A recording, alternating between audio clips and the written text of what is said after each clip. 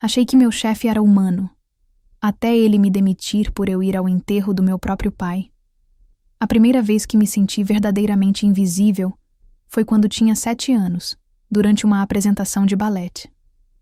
Eu era a única menina, gordinha da turma e, mesmo executando todos os passos corretamente, os olhares da plateia pareciam atravessar meu corpo como se eu fosse feita de vidro. 25 anos depois, sentada em minha mesa na Confiança Assessoria Contábil, esse sentimento ainda me acompanhava como uma sombra persistente. Naquela manhã de março, o escritório no centro de Belo Horizonte fervilhava com o fechamento do mês.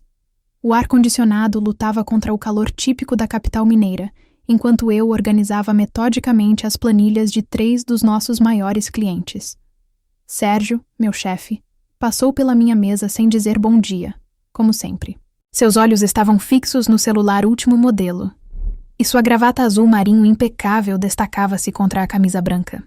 Claudinha, você viu o e-mail que te mandei sobre o relatório da Metalúrgica Santos?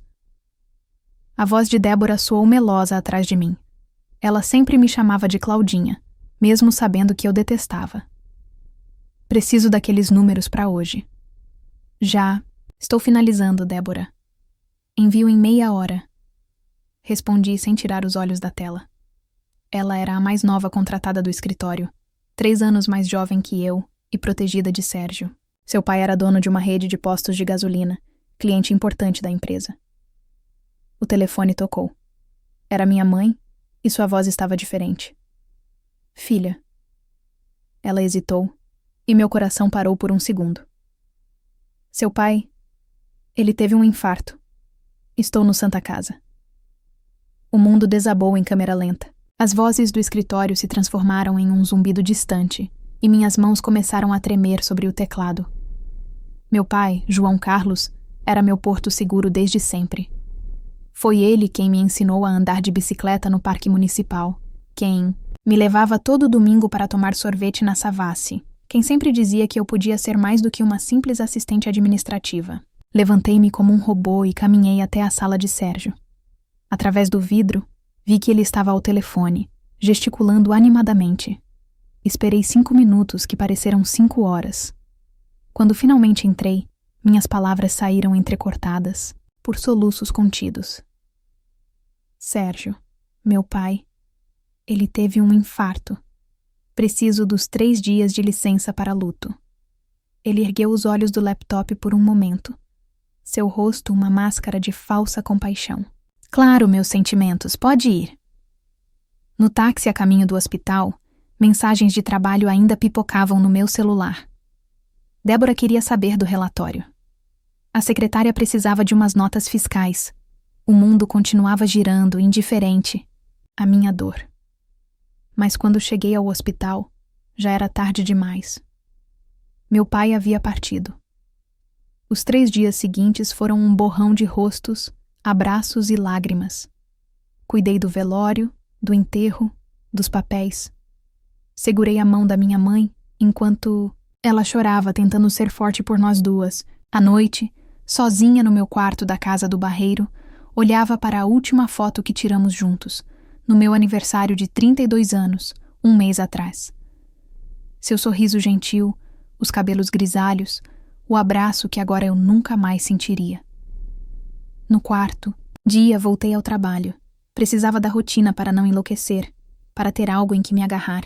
Mas quando cheguei ao escritório, minha mesa estava vazia. Meu computador, desligado. Tentei fazer login no sistema, mas meu acesso estava bloqueado. Sérgio quer falar com você, disse a secretária, evitando meu olhar. Na sala dele, encontrei não só meu chefe, mas também uma representante do RH que eu nunca tinha visto antes. Sérgio mantinha aquele mesmo semblante frio, as mãos cruzadas sobre a mesa de vidro. Cláudia, infelizmente você foi desligada da empresa por abandono. De função, ele disse, como quem comenta sobre o tempo.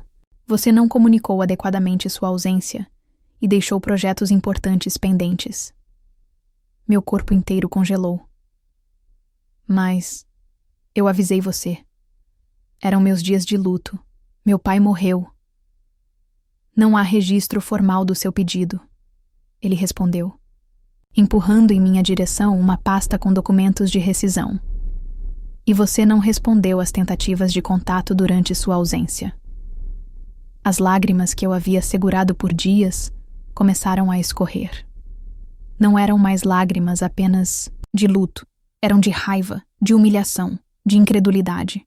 Através do vidro da sala, vi Débora sentada na minha antiga mesa, organizando papéis como se aquele sempre tivesse sido seu lugar. Assinei os documentos com as mãos tremendo, peguei minhas coisas e saí do escritório sem olhar para trás. Na rua, o sol de Belo Horizonte parecia mais inclemente que nunca. Parei na primeira padaria que encontrei e pedi um café, tentando processar o que havia acontecido. Foi então que vi, refletida no vidro da vitrine, uma mulher que não reconheci, de imediato. Seus olhos estavam diferentes, não mais resignados, mas acesos com algo novo, algo que parecia raiva, ou talvez fosse determinação. Naquele momento, enquanto as pessoas passavam apressadas pela calçada do centro da cidade, fiz uma promessa silenciosa ao meu pai. Eu não seria mais invisível. Não seria mais a Claudinha que aceita tudo calada. Era hora de encontrar minha voz.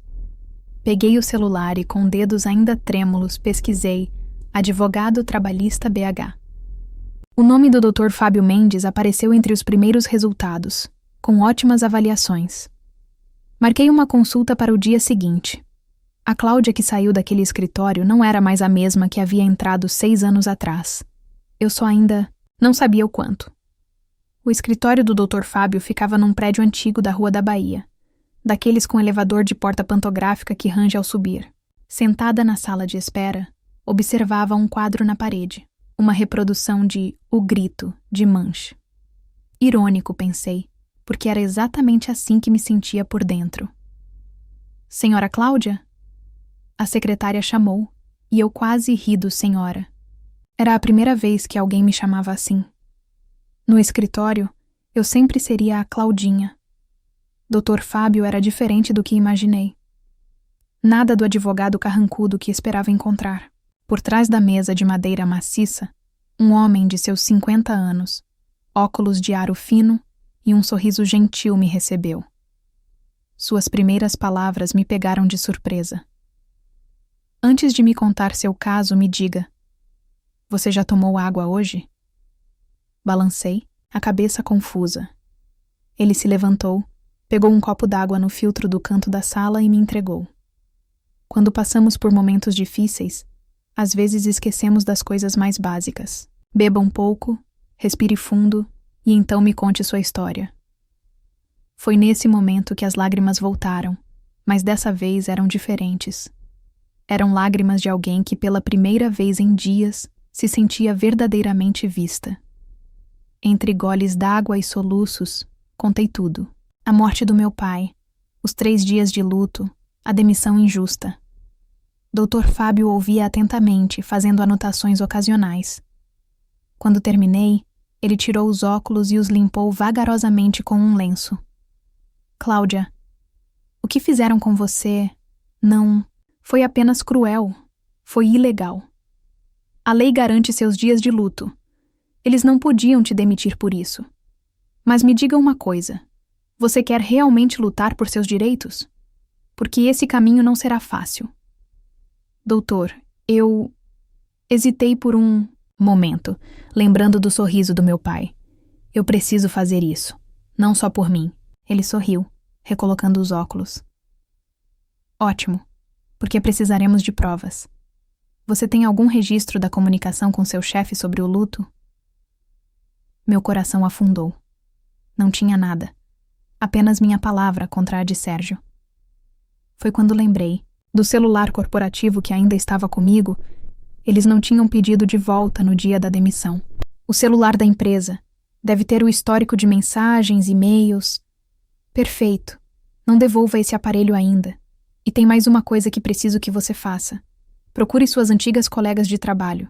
Alguém deve ter presenciado sua conversa com Sérgio.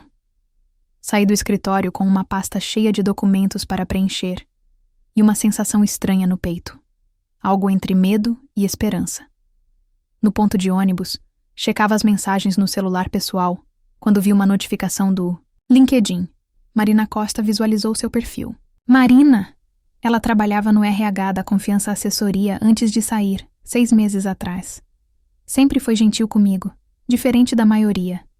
Sem pensar 2 vezes, mandei uma mensagem. Nos encontramos no outro dia, num café da Savassi. Marina estava diferente. O cabelo mais curto, um ar mais confiante. Quando contei sobre a demissão, seu rosto se transformou. Cláudia, isso não me surpreende. Sabe por que saí de lá? Porque descobri várias irregularidades. Sérgio tem um padrão. Ele mira funcionários mais quietos, que ele acha que não vão reagir. Fez isso com a Regina da contabilidade ano passado, com o Paulo do financeiro e agora com você. Minha xícara de café tremeu levemente em minhas mãos. Marina, você testemunharia isso? Ela hesitou por um momento, mexendo o açúcar, do próprio café. Olha, não vai ser fácil para mim. Ainda trabalho no mercado, sabe como é. Mas... Ela pegou minha mão por cima da mesa. Vou fazer isso. Chega de ficar calada. Voltando para casa, no ônibus lotado, pensei em como daria a notícia para minha mãe. Desde a morte do pai, ela estava morando comigo no Barreiro. As contas já começavam a pesar, e agora eu precisava contar que estava desempregada. Encontrei-a no quintal, regando as plantas. Era seu novo ritual desde que ficou viúva, cuidar do pequeno jardim que meu pai havia começado. Principalmente dos crisântemos, as flores favoritas dele. Mãe, comecei, sentando no degrau da varanda. Preciso te contar uma coisa. Ela continuou regando, mas percebi que seus ombros ficaram tensos. É sobre o trabalho, não é? Já imaginava. Você anda diferente. Contei tudo, preparada para suas lágrimas, para sua decepção. Mas sua reação me surpreendeu. Ela desligou a mangueira, sentou-se ao meu lado e segurou meu rosto entre suas mãos. Minha filha, seu pai sempre dizia que você era muito mais forte do que acreditava. Sabe por quê? Porque você tem o mesmo olhar determinado que ele tinha. Se você decidiu lutar, eu estou com você. Naquela noite não consegui dormir. Fiquei revirando na cama, pensando em tudo o que havia acontecido nos últimos dias. Foi quando recebi uma mensagem de Marina. Ei, tem um grupo de apoio que se reúne toda quarta no Centro Cultural da Savassi. São mulheres que passaram por situações parecidas com a sua no trabalho. Quer ir comigo semana que vem? Olhei para o relógio digital no criado mudo. 23h47. Os números vermelhos brilhavam no escuro como um sinal. Algo me dizia que aquele convite não era por acaso. Respondi que sim. No dia seguinte, vasculhando antigas caixas no armário, encontrei algo que não via há anos. Meu antigo diário. Na última página escrita, uma frase do meu pai que ele tinha rabiscado quando eu estava desanimada com o trabalho. Filha, às vezes a gente precisa perder a voz para descobrir o próprio grito. Peguei uma caneta e pela primeira vez em anos comecei a escrever. Não sobre o passado, mas sobre o futuro que eu começava a vislumbrar. Um futuro onde eu não seria mais invisível. O celular corporativo vibrou na mesa. Era uma mensagem antiga de Débora, do dia da morte do meu pai, reclamando do relatório atrasado. Sorri. Aquela mensagem seria mais uma prova. A guerra estava apenas começando. O Centro Cultural da Savassi era um daqueles prédios antigos que guardam histórias, nas paredes. Cheguei mais cedo do que o combinado com Marina e fiquei observando o vai e vem de pessoas pela calçada portuguesa. Uma mulher de cabelos grisalhos regava os jasmins da entrada, e o cheiro doce das flores me lembrou do jardim da minha mãe. Primeiro encontro? A mulher perguntou, me pegando de surpresa. Seu sorriso era acolhedor, e seus olhos tinham aquele brilho de quem já viu muita coisa na vida. Sou Dona Zuleika, a zeladora. O pessoal do grupo costuma chegar lá pelos 5h30. Eram 5h15. Marina apareceu alguns minutos depois, carregando uma pasta colorida e um pacote de biscoitos de polvilho. Trouxe pro café, ela explicou. A gente sempre compartilha algo durante as reuniões. Ajuda a criar conexão. A sala no segundo andar era diferente do que imaginei. Nada de cadeiras em círculo ou aquele ar formal de terapia em grupo. Havia almofadas espalhadas pelo chão, uma mesinha baixa com café e chá, e nas paredes, cartazes coloridos com frases de empoderamento feminino. Um em especial chamou minha atenção. Sua história importa. As mulheres começaram a chegar aos poucos. Cada uma trazia algo. Biscoitos, bolo de fubá, pão de queijo ainda quente. Mas mais do que comida, traziam histórias. Helena, professora universitária demitida após denunciar assédio. Júlia, executiva que perdeu a promoção por estar grávida. Roberta, vendedora dispensada ao completar 50 anos. Sejam todas bem-vindas. Começou uma mulher negra de tranças coloridas, que se apresentou como Thalita. Hoje temos rostos novos. Alguém gostaria de compartilhar sua história? Senti o olhar encorajador de Marina. Minhas mãos suavam, mas algo dentro de mim, talvez a voz do meu pai, me empurrou para a frente. Meu nome é Cláudia, comecei, a voz tremendo. E há 2 semanas fui demitida por ter usado meus dias de luto. Contei tudo. A cada palavra, era como se um peso saísse do meu peito. As mulheres ouviam com atenção, algumas acenando em reconhecimento, outras segurando lágrimas. Quando terminei, Thalita se aproximou e segurou minhas mãos. Cláudia, você não está sozinha. E o que aconteceu com você não foi apenas uma injustiça pessoal. Foi violência institucional. É assim que o sistema tenta nos calar, nos fazendo sentir pequenas e sozinhas. Naquela tarde, aprendi mais sobre direitos trabalhistas do que em 6 anos de empresa. Aprendi sobre assédio moral, sobre a importância de documentar tudo, sobre a força da coletividade. Mas, principalmente, aprendi que minha dor tinha nome, contexto e, sobretudo, solução. Vocês conhecem a história da gota d'água? Perguntou. Dona Carmen, uma senhora de seus 70 anos que participava do grupo desde o início. Sozinha, ela não é nada. Mas juntas, as gotas formam um oceano capaz de mover montanhas. Na semana seguinte, recebi uma ligação do Dr. Fábio. Ele havia analisado as provas do celular corporativo e as mensagens que consegui recuperar. Cláudia, temos um caso sólido. As mensagens mostram claramente que você comunicou o falecimento do seu pai. E a Marina aceitou testemunhar. Mas tem mais uma coisa. Outras ex-funcionárias da empresa entraram em contato depois que souberam do seu caso. Meu coração acelerou. Outras? 3 mulheres. Todas com histórias parecidas com a sua. Eles têm um padrão de demissões discriminatórias. Se você topar, podemos transformar isso em uma ação coletiva. Lembrei das palavras de Dona Carmen sobre as gotas d'água. O que precisamos fazer? As semanas seguintes foram intensas. Entre reuniões com o advogado e encontros do grupo de apoio, comecei a me transformar. Cortei o cabelo, algo que sempre quis fazer, mas nunca tive: coragem. Comecei a me vestir com cores mais vivas, abandonando os tons neutros que usava para não chamar atenção no escritório. Em casa, minha mãe notou a mudança. Uma noite, enquanto preparávamos o jantar, ela parou de cortar as cenouras e me olhou longamente. Você está diferente, ela disse.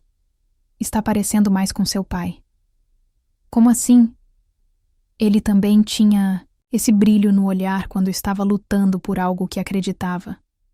Sabe que ele organizou a primeira greve da fábrica onde trabalhou? Nunca te contei essa história. Naquela noite, descobri um lado do meu pai que não conhecia. O homem gentil que me levava para tomar sorvete também era um líder sindical respeitado, alguém que lutava pelos direitos dos outros. De repente, minha própria luta ganhou um novo significado. O processo judicial começou a andar. Dr. Fábio conseguiu reunir depoimentos de 6 ex-funcionárias, todas com histórias de discriminação. Débora, minha antiga colega, começou a me mandar mensagens, primeiro agressivas, depois quase suplicantes. Cláudia, você não pode fazer isso com o Sérgio. Ele sempre foi bom pra gente. Bloqueei seu número. A Cláudia que aceitaria aquele tipo de manipulação não existia mais. No grupo de apoio, comecei a ajudar outras mulheres a documentarem seus casos. Aprendi sobre legislação trabalhista, sobre assédio moral, sobre como se proteger juridicamente. Thalita me convidou para fazer parte da coordenação do grupo. Você tem um dom, ela disse. Sabe ouvir as pessoas e transformar dor em ação. Um dia, arrumando antigas caixas de trabalho, encontrei uma foto da festa de fim de ano da empresa. Eu estava no fundo, quase escondida, vestindo um blazer bege que me fazia parecer parte da parede. Olhei longamente para aquela Cláudia do passado e senti uma mistura de carinho e tristeza. Você vai ficar bem, sussurrei para a foto. Naquela noite sonhei com meu pai. Estávamos no parque municipal, como nos domingos da minha infância. Ele sorria enquanto me via andar de bicicleta, não mais cambaleando como uma iniciante, mas pedalando firme, determinada. Tô orgulhoso de você, filha, ele dizia no sonho. Acordei com lágrimas nos olhos, mas não eram de tristeza. Pela primeira vez desde sua morte, senti que estava realmente honrando seu legado. A audiência inicial do processo estava marcada para a semana seguinte.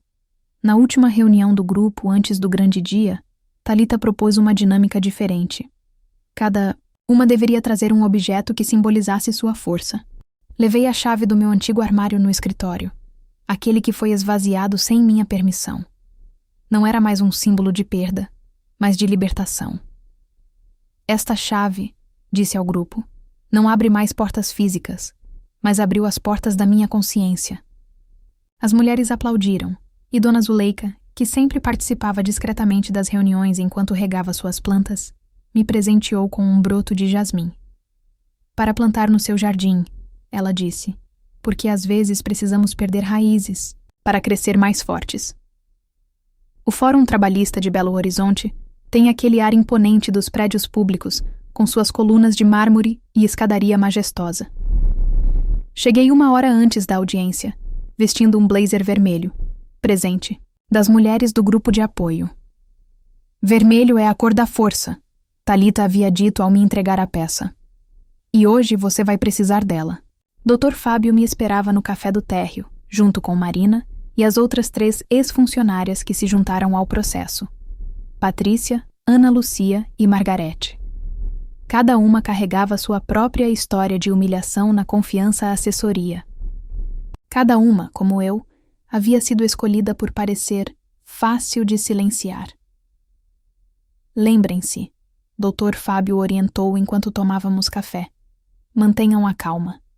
Sérgio vai tentar provocar. Vai tentar fazer vocês parecerem emotivas ou instáveis. É assim que ele trabalha. Como você sabe? Perguntei. Porque já enfrentei outros como ele. São todos cortados do mesmo tecido. Homens que construíram carreiras diminuindo mulheres.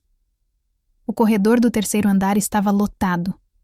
Além das nossas testemunhas, várias mulheres do grupo de apoio vieram nos dar força.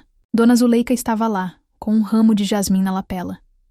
Minha mãe também, segurando forte minha mão, como fazia quando eu era criança, e tinha medo de médico. Foi quando vi Sérgio chegando com seus advogados.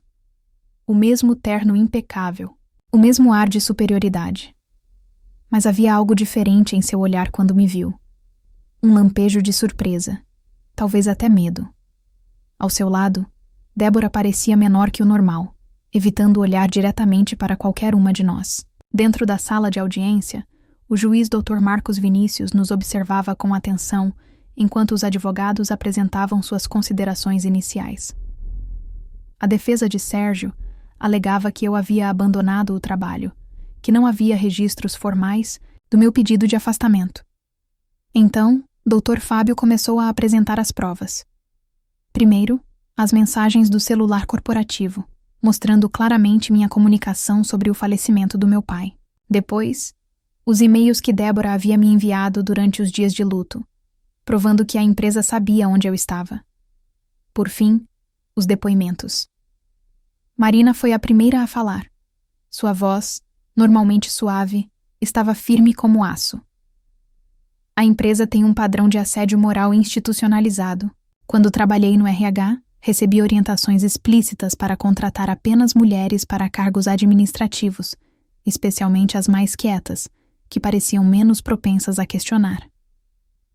Vi Sérgio se mexer desconfortavelmente na cadeira. Seu advogado sussurrou algo em seu ouvido. Patrícia contou sobre como foi demitida 3 dias após voltar da licença maternidade. Ana Lucia revelou que tinha registros de áudios onde Sérgio dizia que mulheres mais velhas davam problema. Margarete apresentou avaliações de desempenho manipuladas após ela denunciar uma irregularidade contábil. Quando chegou minha vez, minhas mãos tremiam, mas minha voz não. Senhor juiz, no dia em que meu pai morreu, eu fui tratada não como um ser humano em luto, mas como uma peça descartável. Mas o pior não foi a demissão. Foi perceber que durante 6 anos eu havia me permitido ser invisível. Havia aceitado ser menor do que sou. Olhei diretamente para Sérgio pela primeira vez. O senhor Sérgio não contava que eu fosse reagir, que eu fosse lutar, que eu descobriria que não estava sozinha. Ele apostou no meu silêncio, como apostou no silêncio de todas nós. Mas hoje não estamos mais caladas. O suor escorria pela testa de Sérgio. Seu advogado tentou questionar a validade das provas do celular corporativo, alegando invasão de privacidade. O juiz não aceitou. Então veio o momento que eu mais temia. O depoimento de Débora. Ela subiu à tribuna parecendo uma sombra da pessoa confiante que eu conhecia. Suas mãos apertavam nervosamente a barra do blazer bege. O mesmo tipo que eu costumava usar para me camuflar. A senhorita presenciou quando a senhora Cláudia informou sobre o falecimento do pai? Perguntou o juiz. Débora olhou para Sérgio, depois para mim. Vi algo mudar em seus olhos. Sim, senhor juiz, eu estava lá. E não foi só isso. Depois que ela saiu, o senhor Sérgio me chamou na sala dele e disse que era minha chance de assumir a posição dela, que já estava planejando isso há semanas. A sala explodiu em murmúrios. O advogado de Sérgio pulou da cadeira, tentando intervir, tarde demais. E tem mais, Débora continuou, sua voz ganhando força. Eu tenho e-mails onde ele orienta como documentar falhas de funcionárias que ele quer demitir. Naquele momento, olhando para Débora, não senti raiva. Senti pena. Ela também havia sido uma peça no jogo de Sérgio, só que de um jeito diferente. O juiz pediu um recesso de 1 hora para analisar as novas evidências. No corredor, Débora se aproximou de mim, lágrimas nos olhos. Me desculpa, Cláudia. Eu tinha tanto medo de perder meu emprego, de virar a próxima. Antes que eu pudesse responder, Thalita se aproximou e entregou um cartão a Débora. Quartas-feiras às 5h30, se quiser aparecer. Quando voltamos para a sala, o ar estava diferente. Sérgio parecia ter envelhecido 10 anos. Seus advogados cochichavam freneticamente. O juiz ajustou seus óculos e começou a falar. Naquele momento, segurei forte o broto de jasmim que Dona Zuleika havia me dado. Ele sobreviveria, assim como eu. Cresceria, assim como eu. E um dia, perfumaria o mundo com sua força silenciosa. Como todas nós. Era uma quarta-feira de sol quando recebi a notificação oficial. Havíamos ganhado. O juiz não apenas reconheceu a ilegalidade da minha demissão, mas também determinou uma indenização substancial por danos morais, não só para mim, mas para todas as mulheres envolvidas no processo.